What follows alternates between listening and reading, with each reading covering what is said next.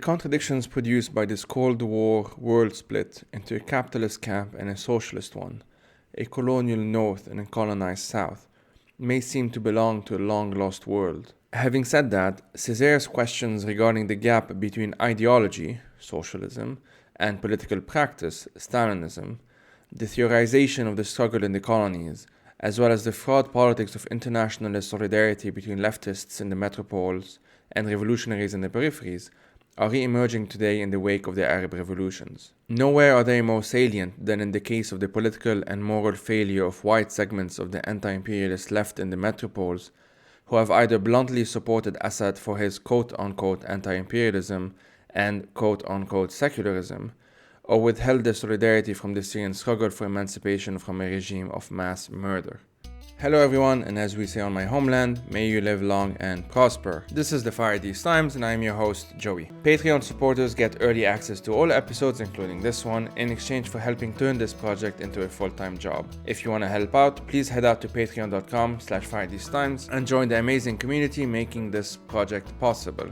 So today's guest is Fadi Bardawil. He is the author of the words that I started this podcast with that were part of an essay that he's written called Forsaking the Syrian Revolution, an Anti-Imperialist Handbook. He also has another essay called Critical Theory in a Minor Key to take stock of the Syrian Revolution. You can find the links to both essays in the description. So of course we primarily spoke about those two essays, and as with every episode we went beyond them as well. So that's it from me folks, thank you for listening, and I hope you enjoy this episode.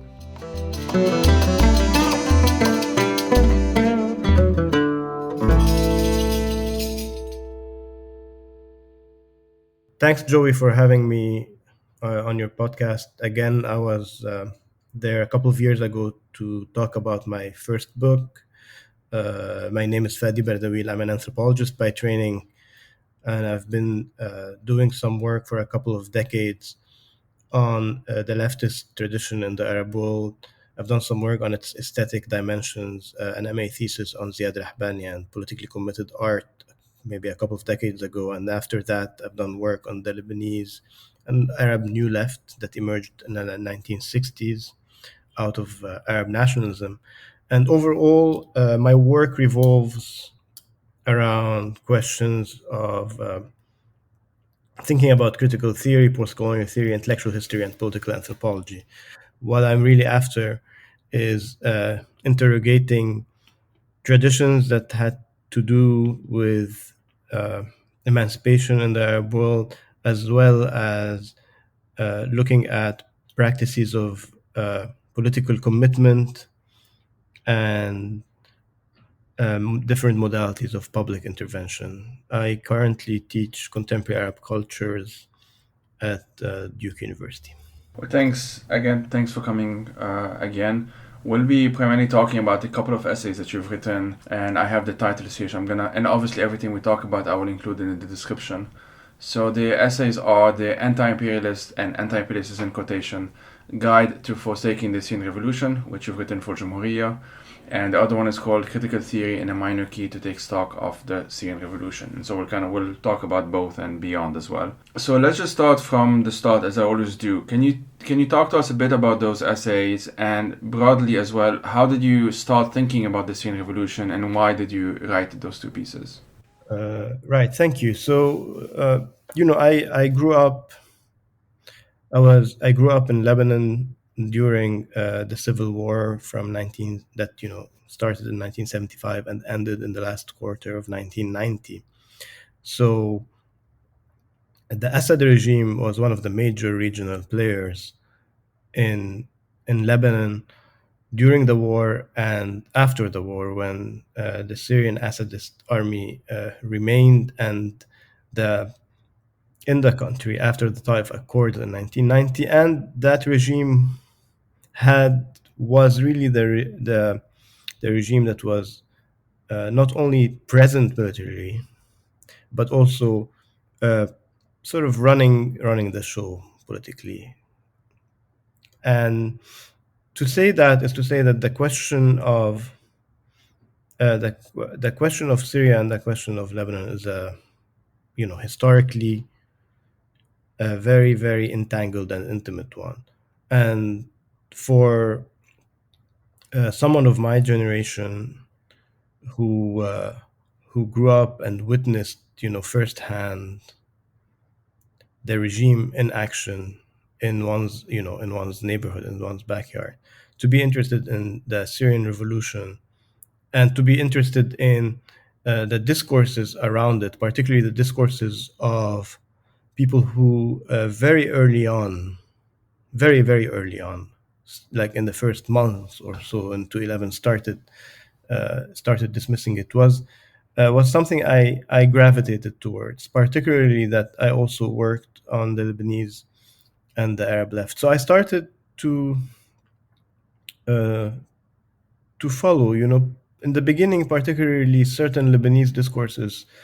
I remember very early on in April to 11, articles written by supporters of the now president, General Michel Aoun, articles written that are dismissing the revolution by bringing, again, very early on, forward the question that those who are basically engaged in these practices are Sunni fundamentalists. And this is, a month after the big, massive demonstrations. And I started being interested in seeing how some of these factions who are, allied with the Syrian regime and or putting forth notions about what in Arabic was called Half al-Aqalliyat, basically an alliance of minorities, starting very early on to spin discourses that sort of bring back specters of sort of Islamophobic discourses, particularly against the Sunni majority. So this is, a sort of a thumbnail sketch of how I came to be interested in basically following what was happening in Syria, but also following the sort of discourses that were spun around it. Thanks for that. This is something that we share in common for sure. Also, as someone who grew up in Lebanon, and I don't remember if I actually brought it up last time we spoke, but I've been for the past now 7, 8, even 9 years, I would say, very concerned, because I wasn't that active around 2011. I started in 2013 or so, with their reactions to the Syrian revolution, uprising, and then subsequent civil war, international war, crackdowns, all of those other terms that we can use, all of which are partially accurate. And in Lebanon, obviously, during the uprising of 2019, we saw chants from Syria being reutilized in Lebanon. But at the same time, we didn't see a Syrian presence. There were Syrians among us, but they weren't really allowed to be very visible. So there was this very Lebanese thing happening in many ways, where on the one hand, we were calling for an uprising, for a revolution, for anti-sectarianism and all of that. On the other hand, we still had, and in many ways still do, those reservations, and here I'm putting that word in quotation, towards Syrians in Lebanon. And it's that led me to write an essay with a Syrian friend for Jumhuri as well, actually, called Syrian Melancholy in the Lebanese Revolution, or something along those lines. In your essay, the one for Jumhuri, the one that says like the anti-imperialist quote-unquote guide to forsaking the Syrian Revolution, you mention Aimé Césaire, who is this philosopher, passed away some years ago. Can you sort of walk us through what did you mean by Aimé Césaire's ghosts in the context of the Syrian Revolution? There's a quote that you use at the very beginning of the essay, which I will just read. The dead, the tortured, the executed. No, neither posthumous rehabilitations, no national funerals, no official speeches can overcome them. These are not the kinds of ghosts that one can ward off with a mechanical phrase, end quote. Walk us through this a bit, if that's okay. Thank you. Yeah, I mean, Aimé Césaire was a prolific thinker and an artist, and I use I draw on and use with great profit his letter of resignation from the French Communist Party that he addressed to Maurice Thorez, who was then the Secretary General of the French Communist Party. That quote that you read was written by Césaire in the context of Stalinism. the Stalinist crimes. Now, that letter, which I encourage our listeners to read, because I derived great profit from it. Reading that letter for me in the context of the Syrian revolution and talking about Césaire's ghosts did many things to and at the very, very general level, before I go into the specifics of Césaire's argument and what I think is helpful about them, at a very, very general level, what I've been invested in is to actually go back and revisit certain traditions of the left, to say that there are kernels in these traditions that can be activated that will basically help us in our present. Every conjuncture has its own singularity.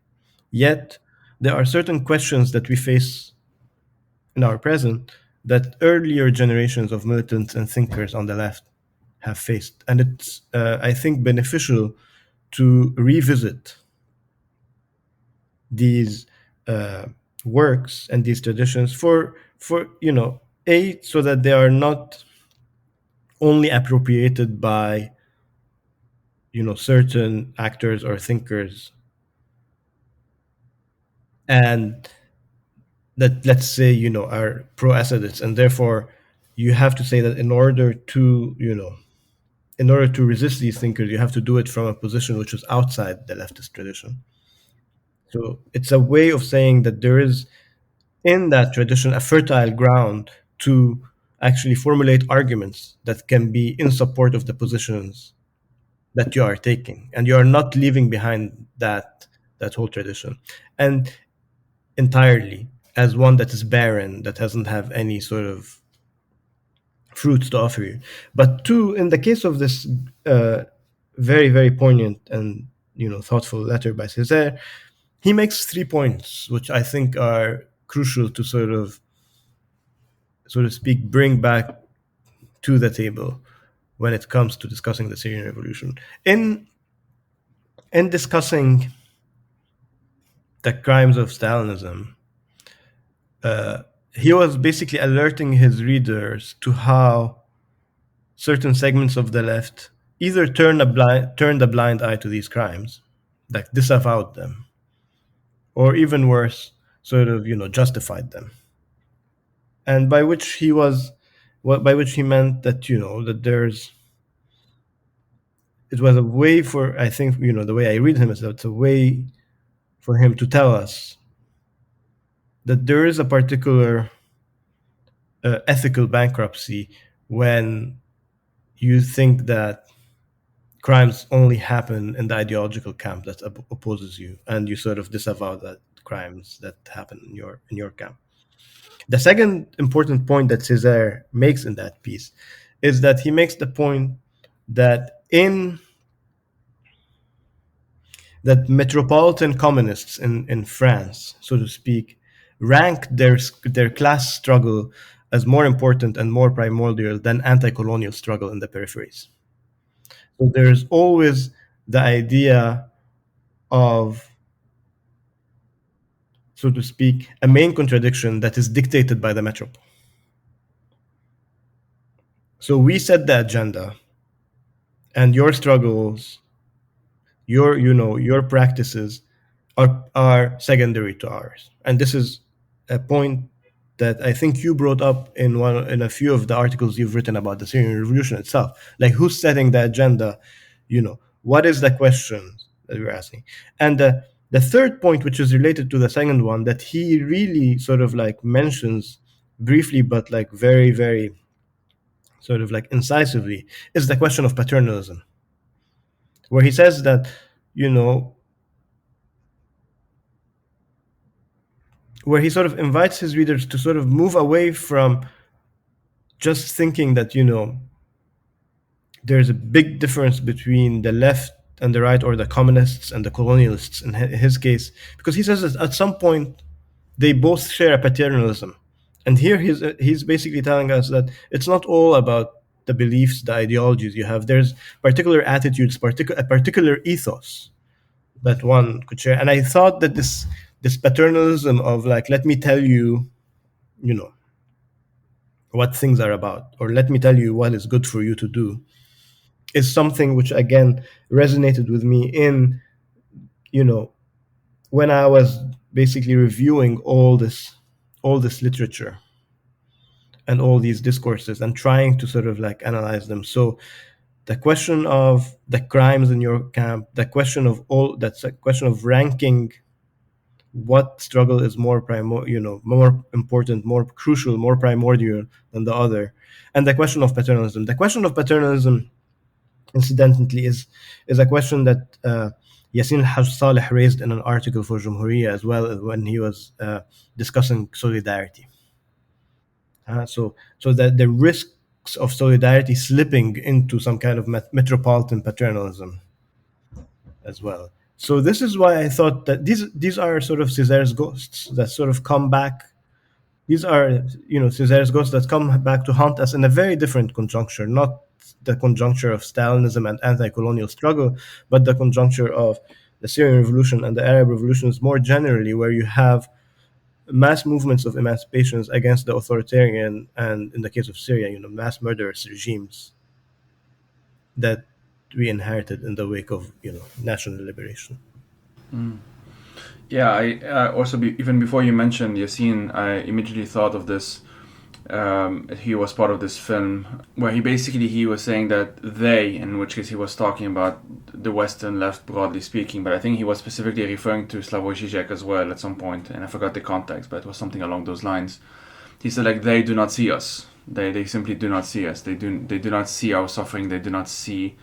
And this is they do not see us is what really stuck with me, and it's been that question that if I were to think of a sentence that really defines a lot of my interest, you might say, or a lot of my focus these past few years, has been like asking the question of why and how even they do not see us. Like who is the they, who is the us, what is the seeing, all of that stuff. This is part of what I'm trying to get at.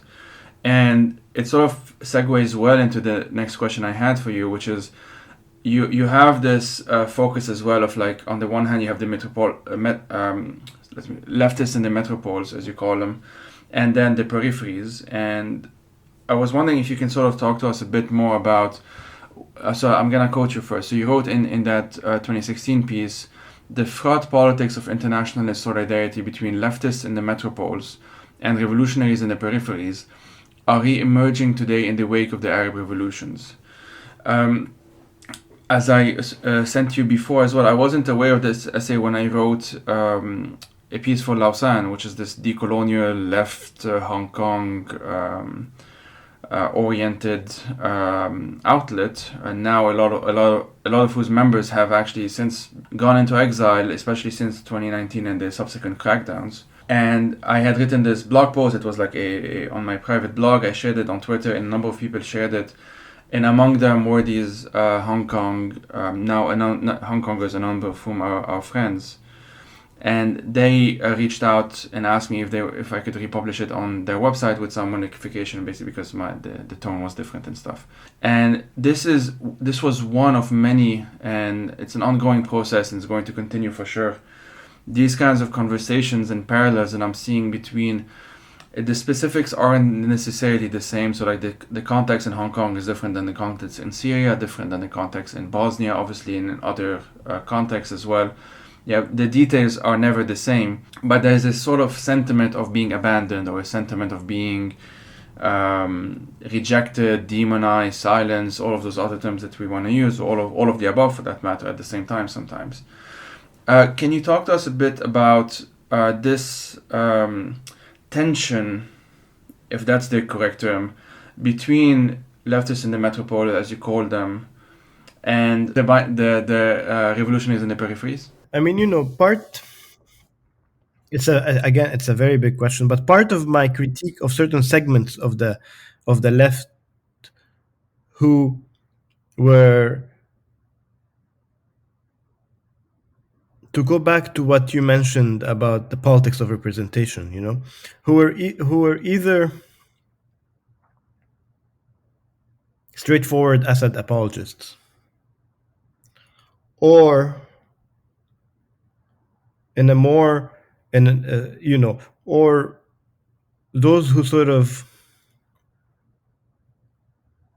subscribe to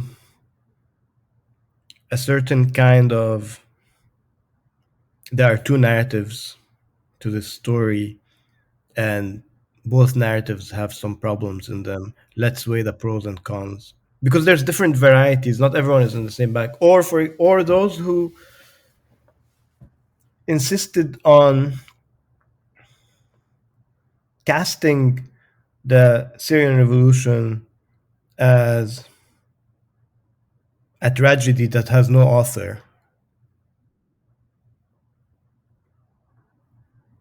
or those who used strategies, whether consciously or not, to foreclose the political dimension of the uprising by representing Syrians as, either Sunni fundamentalist, let's use the word like terrorists, or vengeful sectarians, or victims to be saved, and in that case, the humanitarian, the sectarian, and the Muslim fundamentalists are not figures that you can extend solidarity to, or figures that are deemed to be revolutionary subjects or part of a politics of emancipation. So the question that you raised then, and that Yassin al-Haj Saleh has been raising for years now, is about the politics of representation, was key here. And I was less interested in arguing with particular individuals or particular groups, and their motives, but more interested in really analyzing the undergirding discourses that were used. And these were some of them that I mentioned to you now. The two narratives, for example, one, in sort of trying to think through it, it was very helpful for me to read the work of a Palestinian American anthropologist called Amal Bshara, who wrote a book on how the U.S. media represents the Palestinian Israeli struggle called Backstories. And in that book, she has a notion which she calls balanced objectivity, where she says that in the U.S. media, that there's a subscription to a particular notion of you need to represent both sides, and you need to give equal time to both sides, and you need to realize that there are two narratives. And the problem with balanced objectivity in the Palestine context for her was that A, it sort of homogenizes both camps, but B, more importantly, it erases the power differential between these two camps. It makes the Israelis and the Palestinians like on equal footing. And C, it creates an artificial public sphere, as if these people are actually having a conversation in a coffee shop together while someone is basically bombing the other from the skies. So I saw that this notion of balanced objectivity that Bishara talks about when it comes to the Arab-Israeli conflict was sometimes deployed by some people on the left. Like, let's see both sides, let's take a look at them. And I'm talking about more, not about the straightforward apologists. I'm talking about very different kind of logics. But these logics, these kinds of arguments erase the power imbalance, create a sort of like false equivalence between both sides. A false equivalence which was never there, with a mass murderous regime with air power and basically the revolutionaries on the ground. So these are some of the arguments, and that I sort of tried to work with. But there's a fourth thing. So there's the straightforward apologists who use, either arguments about like Islamophobia, etc., uphold Assad as like a secular leader or a great anti-imperialist leader, and then there's the sort of false equivalence notes, and then there's the other figures. The other tropes that are like foreclose the political dimension of the struggle through looking at it only through the lens of sectarianism, or only through the humanitarian lens, or only through that lens. But there's also something that has to do with, I think, local internal politics. So, part of the peculiarity of a place like the United States is that, it's an empire. So to be a dissident in the US, to be an oppositional, an oppositional member of that society, whether you're American or not, to be a dissident is to, in a way, oppose your government's policies. But because it's an empire, domestic politics and domestic oppositional politics become, global politics de facto. So over here, there is, I think, a particular conundrum, which is, particular to the US, which is how being opposed to your government may sort of like on domestic issues, which are foreign affairs issues, because you are part of this society, then may lead you to a particular form of what I think you called in one of your articles, I think, anti-imperial essentialism or something like that, where in a way your critical domestic politics become the lens through which you see the rest of the world, as opposed to, if you are a proper leftist, a kind of internationalist lens where you see where is power, who are people struggling against power. So I mean, the crude version of this is like the enemy of my enemy is my friend. But a more sophisticated version of this would be that you are on the good side of history, and to be on the good side of the history is to be, to oppose what your government has done, specifically when your government has done, horrific things in terms of invading other countries, participating in coups d'etats, putting countries under sanctions, economic sanctions. So it's not that there is no history to back that up, but when when your lens becomes that de facto lens, in a way, you sort of reinscribe your own domestic politics and your own lens and your own sense of well-being as not being entangled, as not being complicit in that. And that leads to, again, either the invisibility of other struggle for emancipation, or disavowing them, or justifying the regimes that are basically crushing them. So it's a very complex stories, and I think for me it's much more important to work on the level of how these logics are deployed and how the positionalities of people sort of impact the kind of things they do, than to sort of focus on a particular individual or a Twitter feed or something like that. That's a long Yeah. answer. Yeah. No, thanks for that. It actually it's something that is something of a critique that I would have towards some of my own past writing. There was definitely a focus on individuals, usually not names, but like individual groups at the very least. And at the time, it did feel urgent, so like for whatever that's worth to do so. But a Bosnian friend, Adnan Delalic, he's very he thinks a lot about Syria as well, and obviously being Bosnian himself, given what happened in the 90s and what's ongoing now, for that matter. We actually don't know what's going to happen in Bosnia. Hopefully we'll see. But he's the one who kind of pointed out that it should matter more to focus on the wider trends or the wider spaces that allow, let me put it this way, rather than focusing only on what we sometimes see on the internet, like they're called the tankies, like authoritarians on the left. And on the left, some people would say they're not really leftists, but we'll put that debate aside for a sec. Rather than focus on that, it's like what is the mainstream equivalent of that? Because he has a very interesting way of actually drawing comparisons between the outright denials, as you might say, in the case of Syria, would be like the Assad apologists or straight up apologists, or maybe downplaying what he's doing or what he's been doing, what he's still doing, or what have you. But you would also have all of those other factors that, for example, as you mentioned, there could, in the case of Syria, there could be some engagement, and I'm using that term very loosely, with Syrians, but only through the lens of, they are refugees and they need our help kind of thing, just like a humanitarian lens.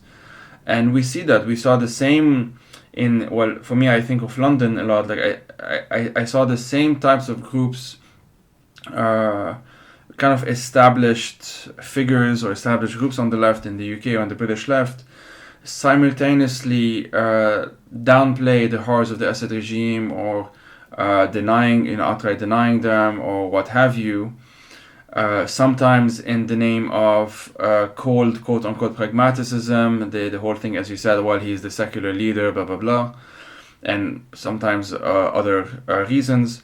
Well, and at the same time saying, well, we need to be pro-refugees, we need to welcome, refugees are welcome here, as the chant goes, and so on and so forth. And those two could happen simultaneously, despite what to me sounds like a contradiction, but we live in a world of contradictions, so it shouldn't be a surprise. Can you talk a bit about your approach? Because I feel like you definitely did that, even in your first essay, the one I read first, about this tension, and again I'm using the term tension, or the relationship maybe between trying to balance, or let me put it this way, can you talk a bit about your approach to this question of how to balance focusing, quote unquote, too much on individuals with the need to critique wider structures? Like, why do you do the latter rather than doing too much of the former? Right, because, I mean, the short answer is because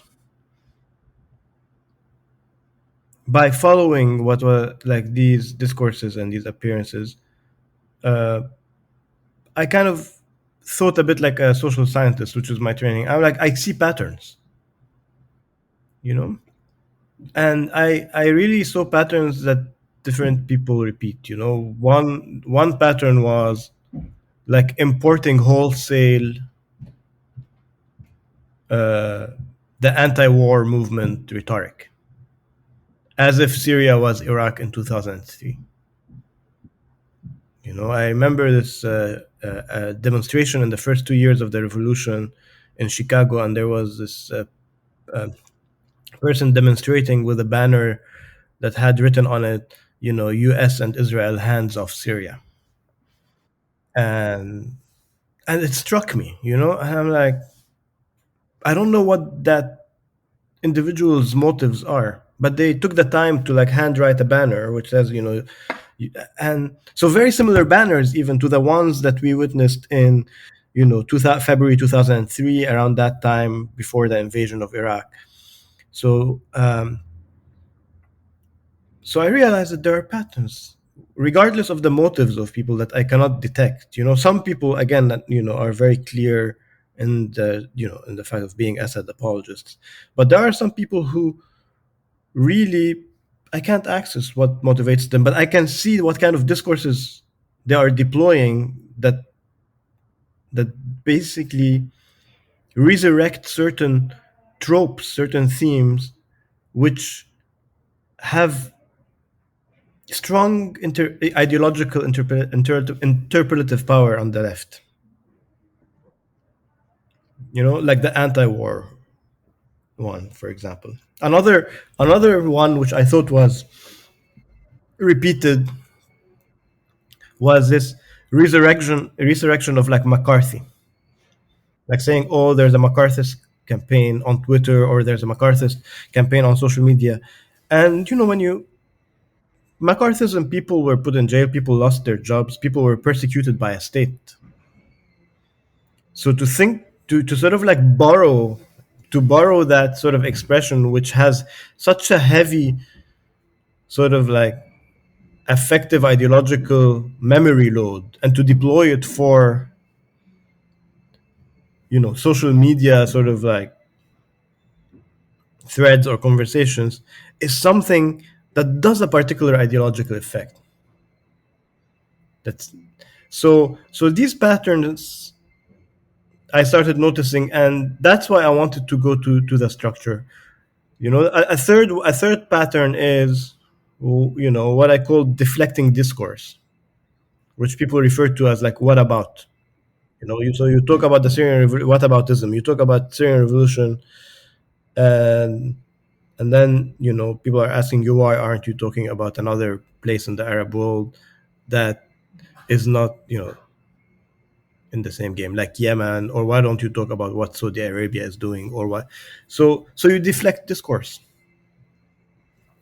So I started really doing a tally of these things, in which I was less interested in, and also less capable of accessing people's motives, but more, um, I could access, at least I could get a sense of the performative powers of these discourses, the effective charge they hold, their ideological power of interpellation, things that are stamped in people's memories, like the Iraq invasion from a decade earlier, McCarthy in the history of the left, things like that. So that's the answer, really.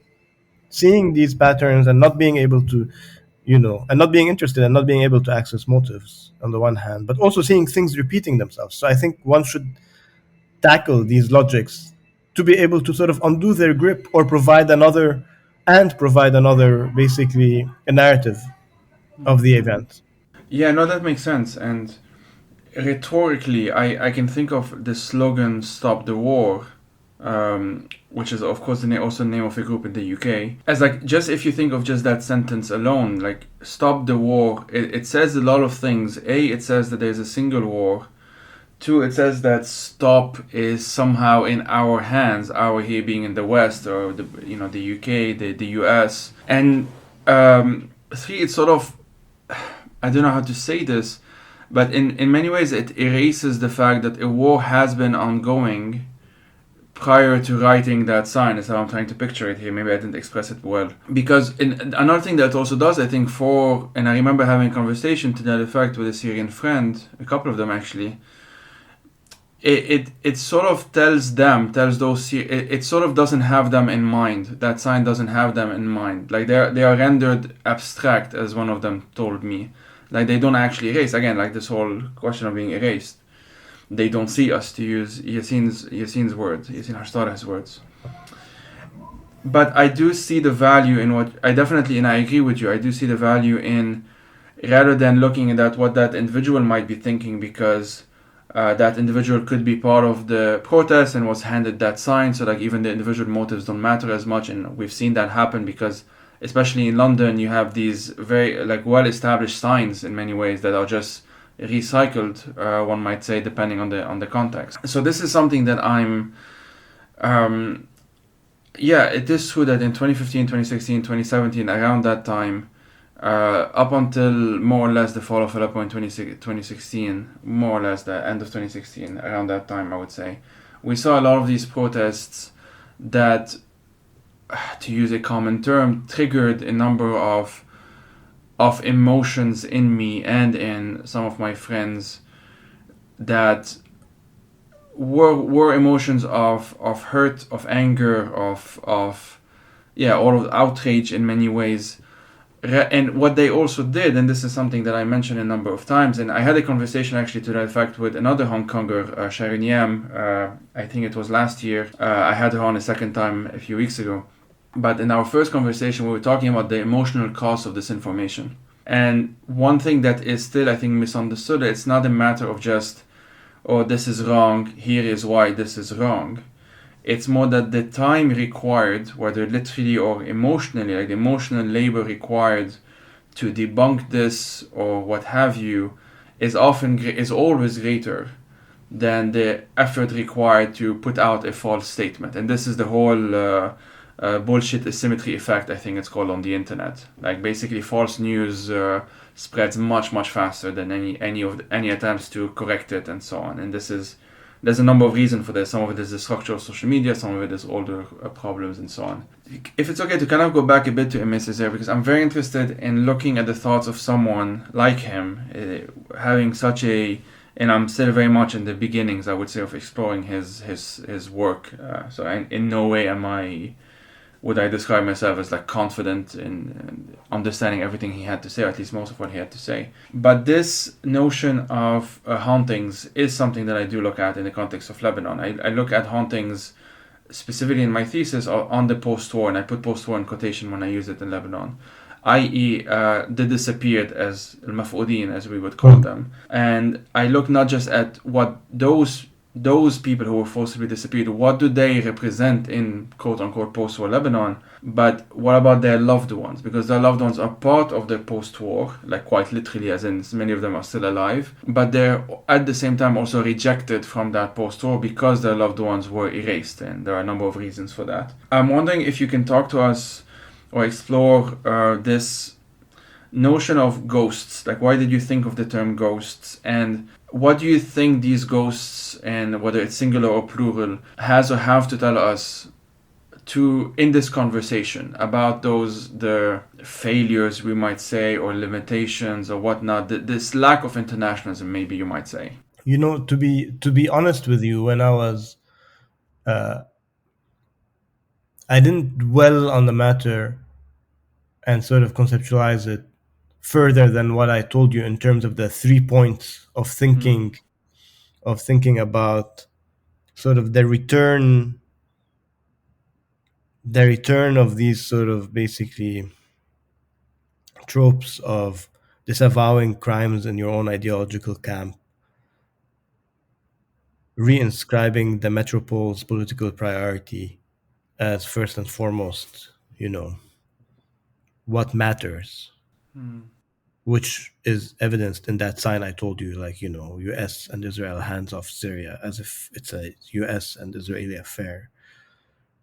And also the very important question that ideological beliefs are not the beginning and the end of everything. There are certain dispositions, certain attitudes, certain ethoses, specifically the question of paternalism, that can cut across ideological divides. So in that sense, I was trying to say that there's something very new and very singular about how these discourses that are spun to erase the Syrian revolution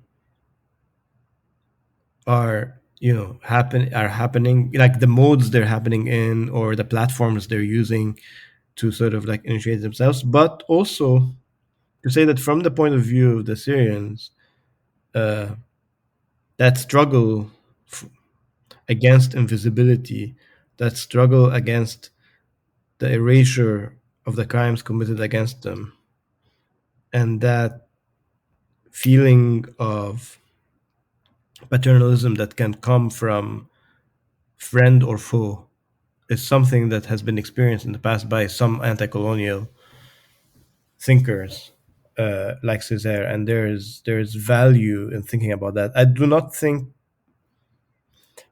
that it's hard for me to make like a sort of like a gross sweeping historical generalization, like the left is always plagued by that, or these are similar things.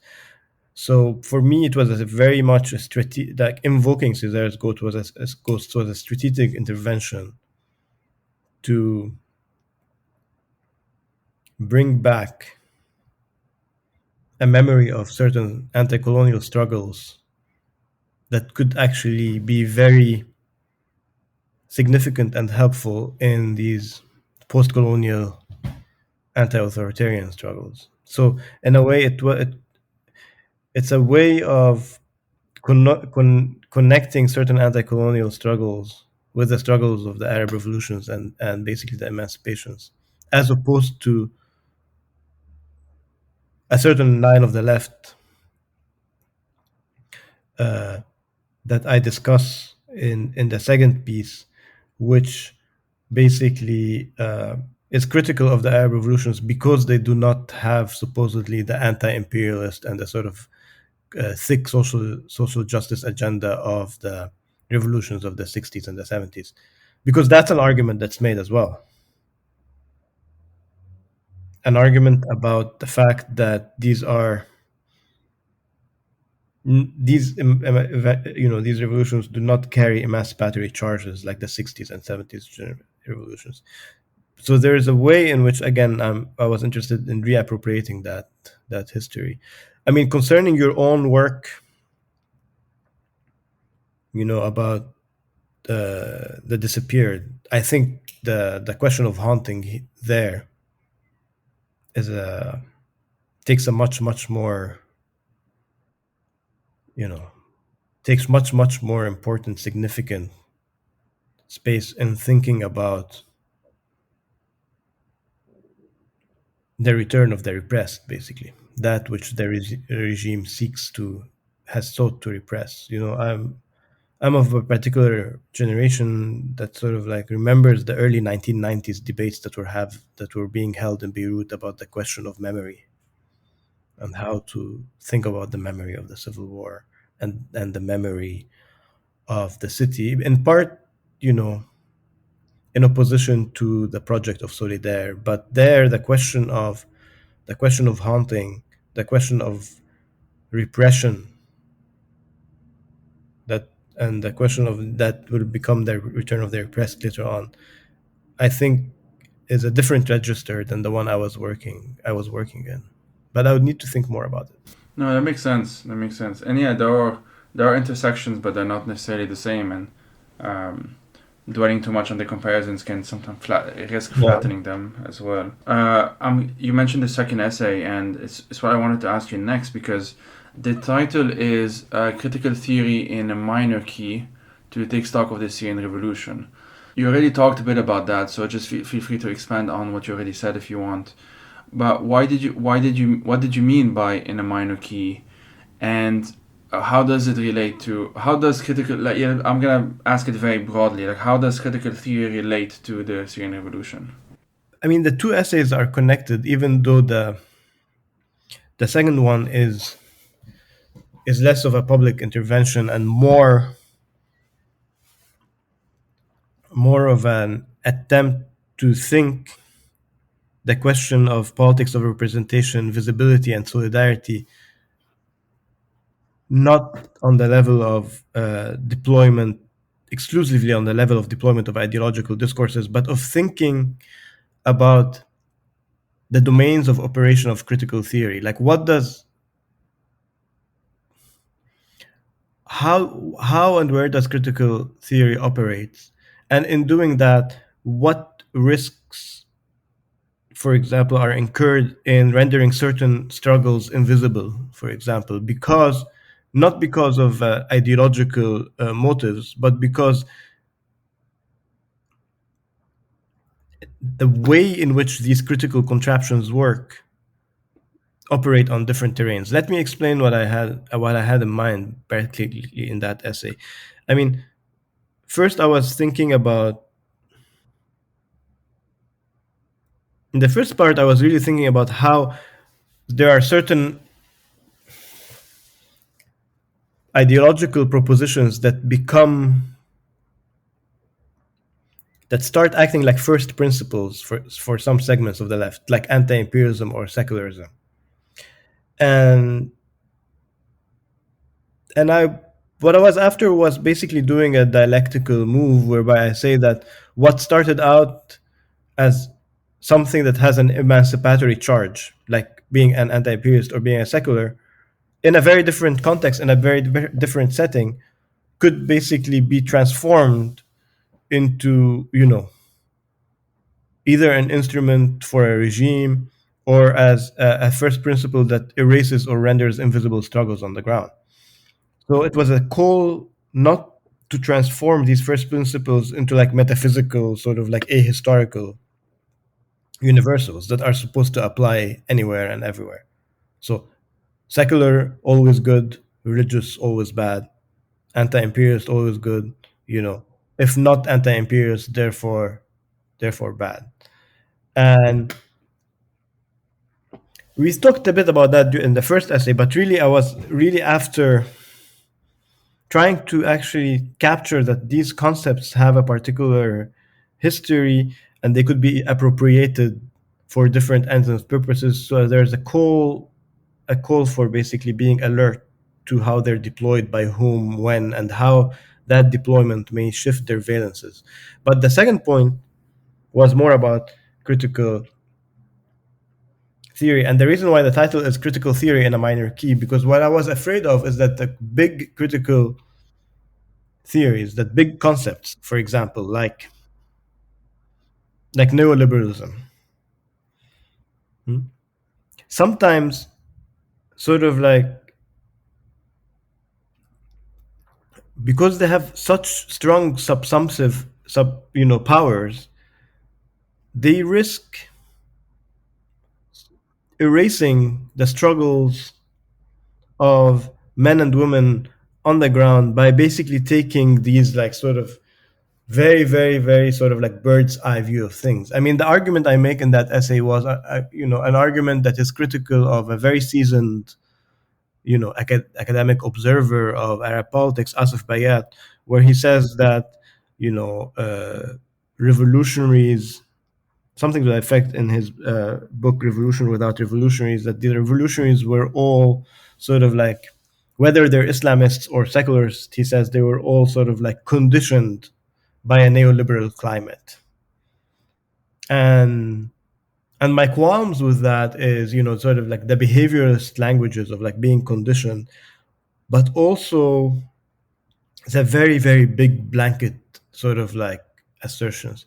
So again, this was a sort of call to basically be careful about how a particular critical theory on the left, which is the critique of neoliberalism, so to speak,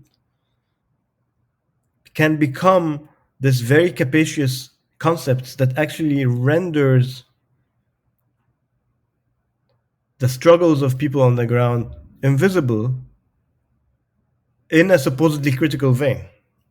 I'm not saying, of course, I'm not saying one should not be and cannot be critical of what's happening, but I'm talking about what is the critical distance you take from people and what is the positionality you inhabit. When you say that everyone was conditioned by a neoliberal climate, therefore the sort of like emancipatory charges or the radical progressive charges of these revolutions was sapped, there's a big risk here, I think, in erasure, in invisibility, in not sort of like doing a fine-tuned analysis of, even a critical analysis of the composition of revolutionaries. So ideological first principles like secularism and anti-imperialism, big sort of critical theories like the critique of neoliberalism, etc., when applied, have risks. And what I was after is to sort of say that, and a critical theoretical practice that's closer to the pulse of people on the ground is more helpful in elaborating a conceptual approach. Because if critical theory is the name of a theory that's interested in the question of emancipation, which is how its original sort of, at least in Horkheimer's kind of definition, then basically having these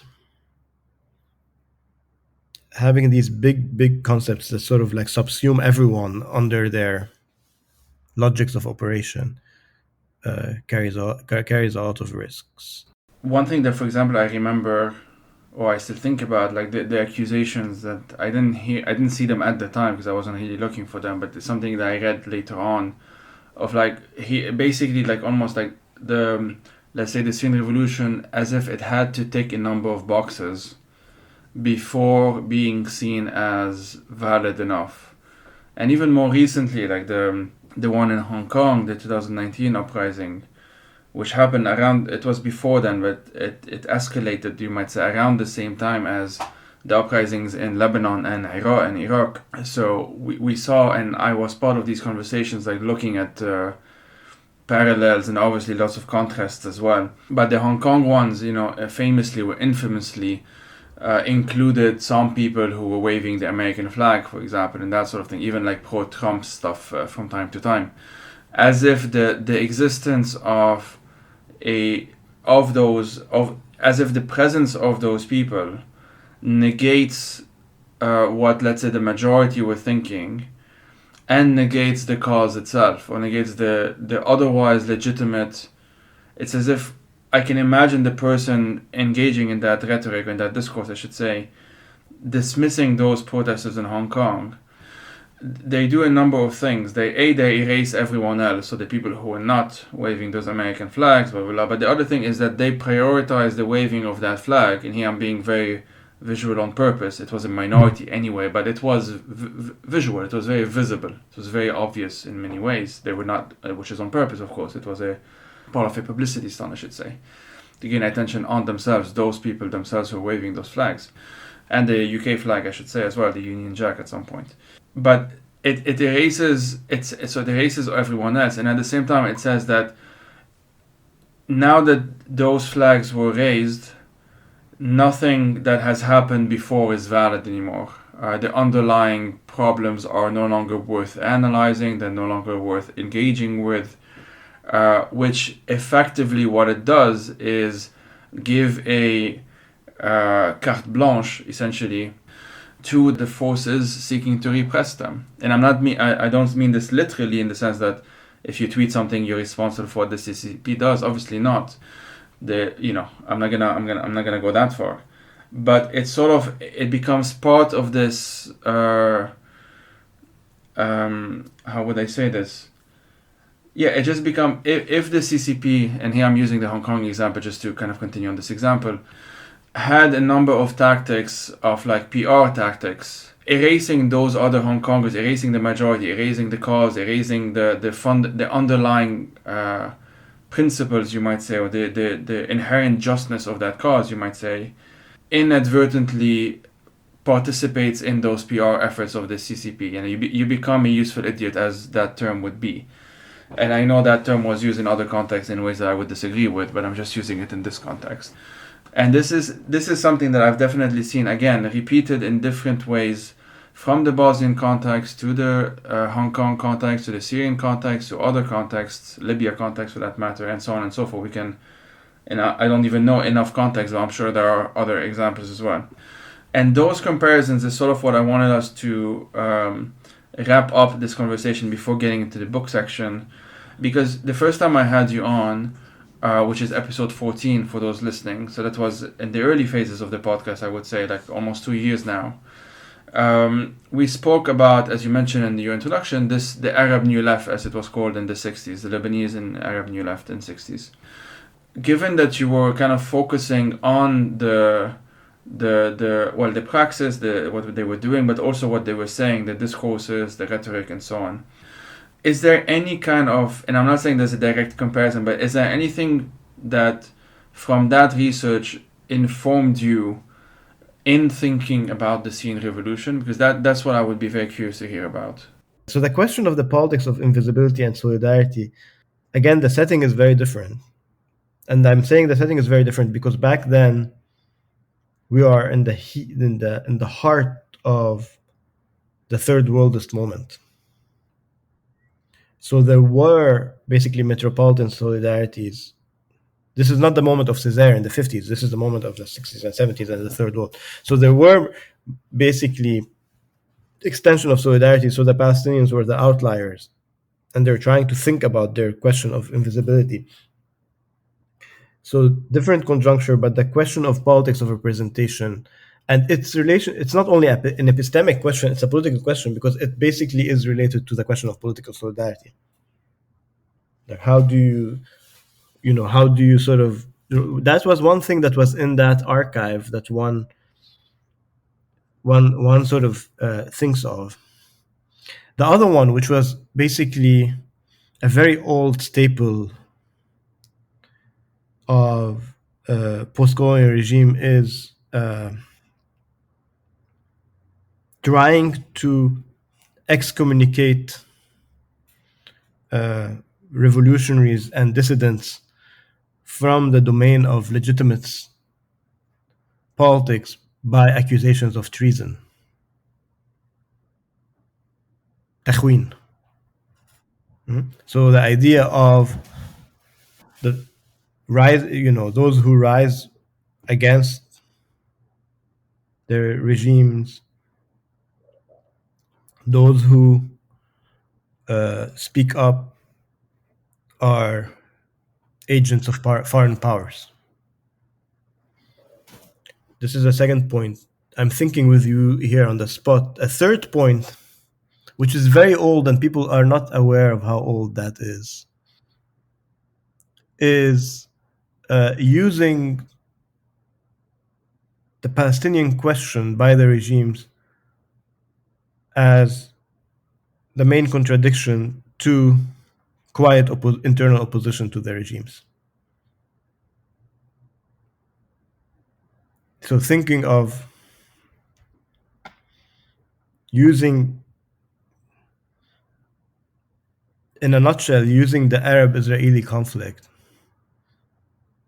as a legitimizing tool that basically enables internal crackdown on dissidents. So these are things, but of course the brutality and ruthlessness of the Assad dynastic regime is, not comparable to the kind of archive I worked with in Lebanon. But there are certain tropes. Again, the tropes about the relationship of representation to solidarity in the case of the Palestinians, the trope of instrumental usage of the question of Palestine, the question of tagging every dissident, opposition, rebel, revolutionary as a foreign agent that were used by the regime in Syria and that were used by the regime in Lebanon, which is again not comparable to the one in Syria, in the wake of 2019. These have histories, and these histories you can sort of detect them in that older archive, even though, again, as I mentioned, the geopolitical configuration was very different. It was a third worldist moment. The Soviet Union was there. But there are very interesting tropes to think about, whether as a conundrum from the side of the revolutionaries or as counter-revolutionary sort of like discursive tropes from the perspective of the regimes. It's worth thinking about how old, and how these recycle themselves. It's definitely a kind of like an open question in many ways, but I think it's very relevant because, as you of course know, some of those tropes that were recycled in 2019 in Lebanon used Syrians to recycle those tropes. They were literally saying stuff like Syrians as being the outside agitators, again, like that trope, which, like, in the context of the West, for example, those outside agitators, and here I'm referencing a conversation I had on Jewish diasporist politics a few days ago. This whole trope of the outside agitator being either an anarchist or a Jewish anarchist specifically have all of these intersections with anti-Semitism in the West. In the context of Lebanon, or Syria for that matter, but since I want to sort of wrap it up on Lebanon, what happened, like, we had everything from the wildfires being, which preceded the uprising, being blamed on Syrians who were accused of either doing them or moving into, freed Lebanese homes or what have you. Or I remember, for example, when there were protests in Tripoli, there were these headlines on OTV, which is this, for those who don't know, like a very pro-government outlet. I'll just describe it like that. Basically saying like Syrians are coming from Idlib to participate in, because Idlib was in the news back then, to participate in the uprising in Lebanon. So we saw these whole tropes being repeated. I'm just mentioning that to say, or to highlight the fact that the details can change. Like you might say, like, there's a trope and there's insert here, and the insert here can change, but the underlying logic remains more or less the same. And so this is kind of what I wanted to say. To kind of wind us down, what are 3 books that you would recommend to our audience, and why those 3? Well, I'm in the middle of reading 3 books now, so I will recommend them because since we're talking about the Syrian revolution, and I'm literally in the middle of, I'm reading them, quasi in parallel, with as much as like my time permits between teaching and other things, and And part of the reason why I'm reading them in parallel is because they're also recent, more or less books. They were published in the last year or two, I think. One of them is The Syrian Revolution Between the Politics of Life and the Geopolitics of Death by Yasser Munif. The second is Yassin الحاج صالح. I think his most recent book, it's called الفظيع وتمثيله مداولات في شكل سوريا المخرب وتشكلها العصير. I'm not sure if this book is translated into English yet. It's a book that was published last year from Dar al-Jadid. I mean, the first part of the title could be, translated as the horrific and its representation, and it's an attempt of like really digging deeper the question of the form, like what kind of meaning can you bestow, the forms that you can through which you can understand the Syrian experience and the horror at the heart of basically the regime's practice. And the third book is Readings in Syrian Prison Literature, The Poetics of Human Rights by Shareah Taleghani. I had Shareah on a few weeks ago. We talked about. Oh, okay, interesting. Yeah. So these are. I mean, I'm recommending them because I'm in the middle of reading them. So it's not because I'm like an authority on the matter. And they're also very recent books that I'm sort of reading in parallel. So yeah, that I would, yeah, maybe maybe our listeners would be interested in checking out some recent books in Arabic and in English about trying to make sense of the Syrian revolution. Yeah. Amazing. Fadi, as always, it has been good to have you. Thanks a lot for your time and for this conversation. Thank you, Joey, again for having me for the second time in a couple of years.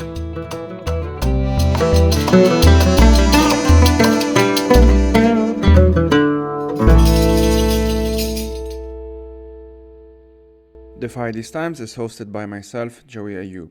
I am also its producer, researcher, writer, and sound editor. If you want to help turn this project into a full-time job, please head out to patreon.com/FireThesTimes to support it. These episodes are part of a bigger project which includes resources, a newsletter, and eventually YouTube video essays as well. As always, thank you for listening and take care.